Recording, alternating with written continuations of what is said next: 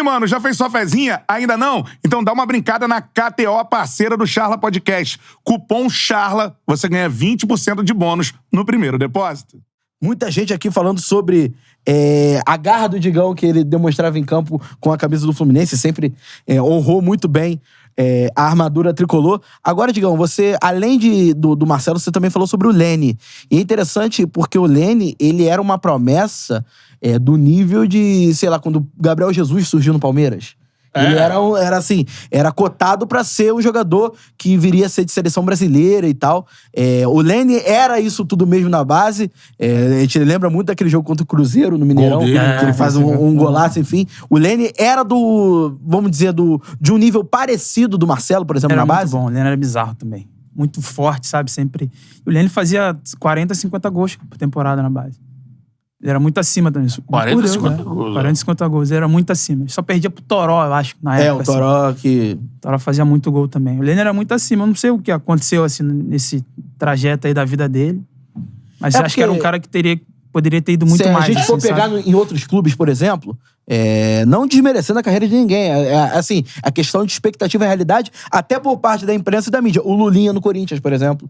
A gente falava pra caramba. Tinha o Kerlon no Cruzeiro. Tinha o Kerlon no Cruzeiro, Foquinha, né? Tinha outros jogadores também que... até acho que o Lene até foi à frente desse Foi à cara. frente, por exemplo. Jogou no Palmeiras. Jogou no Palmeiras, Teve aquele problema lá com o Mas a minha humilde opinião, acho que ele poderia ter ido muito mais pela qualidade muito dele, habilidoso, assim, né? sabe? Da qualidade. Não sei se de repente ter sido lançado logo nesse mundo do futebol, quando ele faz aquele gol, ele ainda era bem novo, ele tinha idade de júniors ainda. 18 anos? Ele já é botado no time de cima, ele mesmo falou que ganhava R$300. Aí passa pra 50 mil, né? E aí essas mudanças, às vezes... Mexe muito, Aí eu queria saber, até pegando o gancho do que o Beto falou, sobre essas mudanças repentinas. Quando você sai da base e vai pro profissional, assim... Te deu algum choque? Você teve que se segurar pra, de repente, não subir a cabeça e tal? Porque você tá ali, você vai pra base ganhando, assim, uma ajuda de custo e você chega pra um salário que é a realidade da minoria do povo brasileiro, né? Sim. Chegou um momento que tu ou chegou a dar uma deslumbrada, ou se preocupou em não dar essa deslumbrada? Cara, eu acho que nessa idade é meio que normal o jovem deslumbrar, né? Porque sai de 0 a 100, né? Talvez de um dia pro outro. Mas... Graças a Deus eu tive uma criação muito bacana, assim. Apesar dos meus pais terem poucas condições financeiras, acho que criação não tem nada a ver com Lógico, a base condição financeira. Então meus pais sempre me ensinaram, assim, né? E pelo fato de eu morar na concentração do Fluminense, em Xerém, eu aprendi muita coisa também, sabe?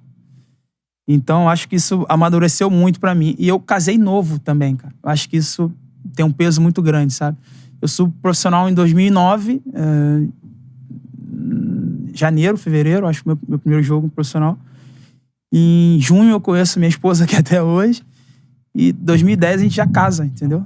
Então acho que me deu essa maturidade, sabe? Então calhou de no momento de eu estar subindo ali daquela transição, daquele momento de 2009, aquela loucura toda, fuga do rebaixamento. E o ano de 2010 com o título já calhou de eu ainda tá aquele momento de noivado pra casar, entendeu? Sim. Acho que isso influencia muito, sabe? E de muitos momentos, tenho certeza que o Digão deve ter ouvido isso. Tu tá chegando agora no profissional do Fluminense e tal, casado e tal, mas às vezes é justamente isso que faz o cara focar pra que ele tenha rendimento, né? Porque quantos e quantos a gente já não viu aqui, até aqui no Charla mesmo, jogadores que chegam e falam assim, eu devia ter focado mais justamente no meu início do profissional, né? Sim. Cara, mas é fácil você pensar hoje. Eu com 35, eu não tinha a cabeça de 19 e 20, claro. assim. Se eu tivesse, talvez eu não teria feito coisas que eu fiz que eu me arrependo até hoje, assim, sabe? Mas eu sempre procurei focar no futebol.